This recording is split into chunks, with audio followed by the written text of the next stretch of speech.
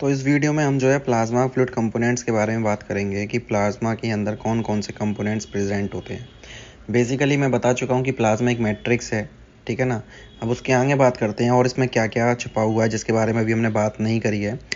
तो plasma fluid क्या है? प्लाज्मा फ्लूइड एक नॉन लिविंग ग्राउंड फ्लूइड है, ठीक है ना।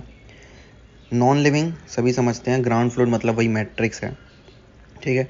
परसेंटेज की बात करें तो लगभग 55% होता है ब्लड का। 55% मतलब जैसे ही किसी पर्सन के अंदर 5 लीटर ऑफ ब्लड है तो उसके ब्लड के अंदर लगभग 2.75 लीटर क्या होगा? प्लाज्मा प्रेजेंट होगा, ठीक है ना। प्लाज्मा के अगर कलर की बात करें तो इसका जो कलर होता है वो पेल येलो कलर का फ्लूइड है जो कि ट्रांसपेरेंट फ्लूइड होता है। इसके अंदर सबसे ज़्यादा प्रेजेंट होता है वाटर। वाटर के परसेंटेज की बात करें तो लगभग 90 से 92% इसके अंदर वाटर प्रेजेंट होता है। और इसके अलावा कुछ सब्सटेंसेस प्रेजेंट होते हैं जो कि ऑर्गेनिक एंड इनऑर्गेनिक सब्सटेंसेस होते हैं, जिनके परसेंटेज की अगर बात करें तो 8 to 10% जो है organic and inorganic substances present होते हैं। इनऑर्गेनिक सब्सटेंसेस के बारे में मैंने पहले भी बताया था कि ढेर सारे इनऑर्गेनिक सब्सटेंस जैसे कि जो इलेक्ट्रोलाइट्स हैं वो प्रेजेंट होते हैं।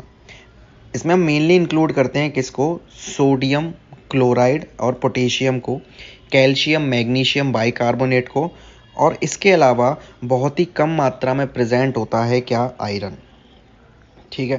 तो उसके पॉइंट की बात करें तो इनऑर्गेनिक सब्सटेंसेस में प्रेजेंट है mainly include sodium, chlorine, potassium, बहुत कम मात्रा में प्रेजेंट होता है आयरन, फॉस्फोरस एंड आयोडीन, ठीक है। यहाँ पे एक अच्छा पॉइंट बनता है जिसको नोट करके अपन लिख लेते हैं, ठीक है। वो पॉइंट ये है कि जो ब्लड का टेस्ट होता है वो सॉल्टिश टेस्ट होता है। तो वो किसकी वजह से होता है? वो उसका कारण ये है कि ब्लड के अंदर NaCl का जो अमाउंट है वो ज़्यादा होता है। सोडियम क्लोराइड प्रेजेंट होता है हाई कंसनट्रेशन में, जो कि रेस्पॉन्सिबल है किसके लिए? सॉल्टिश टेस्ट ऑफ ब्लड के लिए।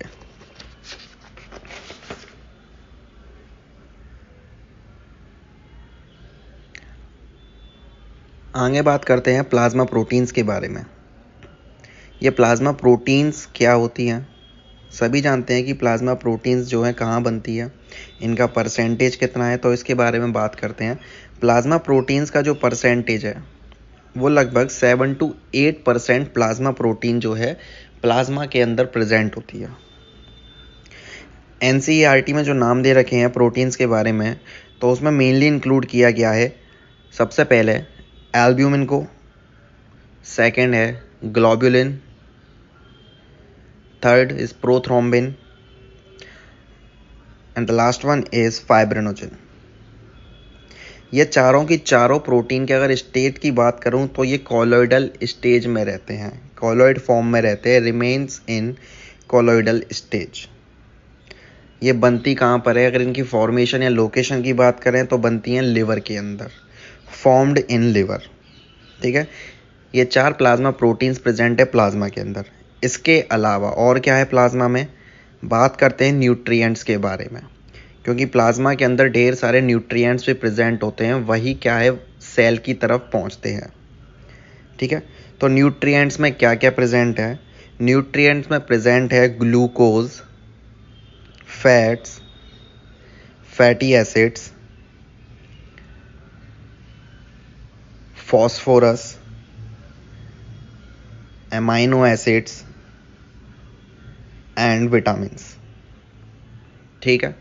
तो प्लाज्मा क्या करता है? प्लाज्मा जा रहा है इन सब चीज़ों को लेकर के और सेल को डिलीवर कर देगा। सेल इन न्यूट्रिएंट्स का यूज़ करने के बाद क्या करेंगे? कोई नाइट्रोजिनस वेस्ट प्रोडक्ट बना रही थी, हमने पिछली वीडियो में इसके बारे में बात की थी। तो नाइट्रोजिनस वेस्ट प्रोडक्ट को रिमूव करने के लिए अपन के पास एक्सक्रीटरी सिस्टम प्रेजेंट है, ठीक है ना। तो ये किडनी क्या करती है? किडनी फिल्टर करती है ब्लड को। तो जब किडनी फिल्टर करती है तो उसमें से क्या करती है? उसमें से ढेर सारे नाइट्रोजिनस वेस्ट प्रोडक्ट को क्या करती है? बॉडी से रिमूव कर देती है। तो वो नाइट्रोजिनस वेस्ट प्रोडक्ट के नाम है ammonia, urea, uric acid, creatine and creatinine. तो यहाँ पे प्लाज्मा के बारे में बात कंप्लीट होती है, ठीक है। बाकी जो डेप्थ की बात है वो बाद में करें। तो अब बात करेंगे ब्लड सेल्स के बारे में। सबसे पहले बात करते हैं RBC के बारे में, है ना। आरबीसी जो है इसको इरिथ्रोसाइट भी कहते हैं। इरिथ्रो का जो मीन है वो होता है रेड, और साइट का जो मीन होता है वो होता है सेल, तो इसलिए हमने इसको बोल दिया इरिथ्रोसाइट, है ना। हर एक टर्म का एक मीन होता है, उसी के अकॉर्डिंग नाम रख दिए जाते हैं।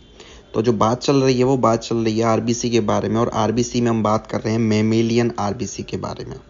ये मैमेलियन आरबीसी जो है एक सेल है, छोटी सी सेल है। अगर इसके डायमीटर की बात करें तो एटलीस्ट ये जो है लगभग 8 माइक्रोमीटर इन डायमीटर, ये इसका साइज़ है। नंबर्स की बात करें तो 5 to 5.5 मिलियन पर mm³ प्रेजेंट होती हैं। एंड थर्ड पॉइंट, अगर इसके शेप की बात करें तो राउंडेड शेप देखने को मिलेगी, डिस्क लाइक शेप देखने को मिलेगी, और बाई कॉनकेव शेप देखने को मिलती है। बाई कॉनकेव शेप इसकी जो है क्यों होती है वो सब जानते हैं, क्योंकि इसमें न्यूक्लियस क्या होता है, एब्सेंट होता है, ठीक है ना। तो इसके लिए हम एक पॉइंट बनाते हैं।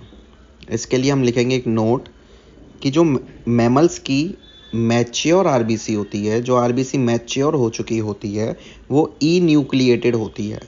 ई न्यूक्लिएटेड का मतलब क्या है? ई न्यूक्लिएटेड का मीन्स है न्यूक्लियस एब्सेंट होता है। तो क्या जितने भी मैमल्स है इस अर्थ पर, सभी के अंदर जो है न्यूक्लियस नहीं पाया जाता उनकी आरबीसी में? नहीं, ऐसा नहीं है, इसमें एक्सेप्शन है। इधर लिखेंगे but present in camel.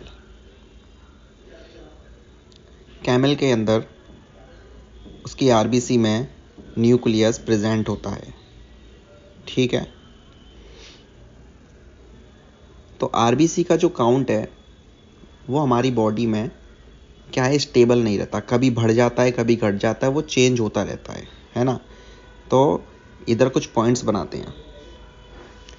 RBC count हमारे बॉडी के अंदर इंक्रीज हो जाता है। कब इंक्रीज हो जाता है? जब हम एक्सरसाइज करते हैं। एक्सरसाइज करने के टाइम पे क्या होता है, बॉडी के अंदर आरबीसी का काउंट इंक्रीज हो जाता है। आरबीसी का काउंट डिक्रीज हो जाता है कब? ड्यूरिंग स्लीप, जब सोते हैं उस टाइम पे आरबीसी कम होती हैं, ठीक है। जब रेस्ट कर रहे होते हैं उस टाइम पे आरबीसी हमारी कम हो जाने शुरू हो जाती है। इसके अलावा मेंस्ट्रुएशन में क्या होता है, आरबीसी ब्लड फ्लो होता है, तो जिसकी वजह से आरबीसी कम हो जाती हैं। इसके अलावा प्रेगनेंसी, ठीक है ना। तो इन सभी के अंदर क्या है, इन सभी केसेस में आरबीसी का नंबर कम होने लग जाता है, ठीक है। अगर कोई भी डाउट है तो उसके लिए कमेंट करो, टॉपिक कमेंट करो, जिसके ऊपर मैं उसको बिल्कुल अच्छे से क्लियर कर सकूं, ठीक है। एक नया पॉइंट बनाते हैं, वो लोग जो हाई एल्टीट्यूड पे रहते हैं, ठीक है। ऐसे लोग जो हाई एल्टीट्यूड पे रहते हैं उनके अंदर ज़्यादा आरबीसी प्रेजेंट होती है। तो पहाड़ों पे रहने वाले लोग जो होते हैं वो कैसे होते हैं, लाल लाल उनके गाल होते हैं, है ना। तो ऐसे पीपल्स के अंदर ज़्यादा आरबीसी देखने को मिलती है। नेक्स्ट पॉइंट बनाते हैं। नेक्स्ट पॉइंट में लिखेंगे आरबीसी का जो काउंट है वो शार्पली फॉल होता है ना, तेजी से गिरने लगता है। जब आरबीसी का नंबर हमारी बॉडी में कम हो जाता है तो इस कंडीशन को हम कहते हैं क्या, एनीमिया, ठीक है। एनीमिया का क्या मतलब है? एनीमिया का मतलब है कि खून की कमी हो गई है शरीर में, इसीलिए बॉडी जो है वाइटिश दिखने लगती है, ठीक है। तो आप गोरे वगैरह नहीं हो, खून की कमी है आपके अंदर। और आरबीसी का नंबर जब ज़्यादा हो जाता है तो उसको हम कहते हैं पॉलीसाइथीमिया।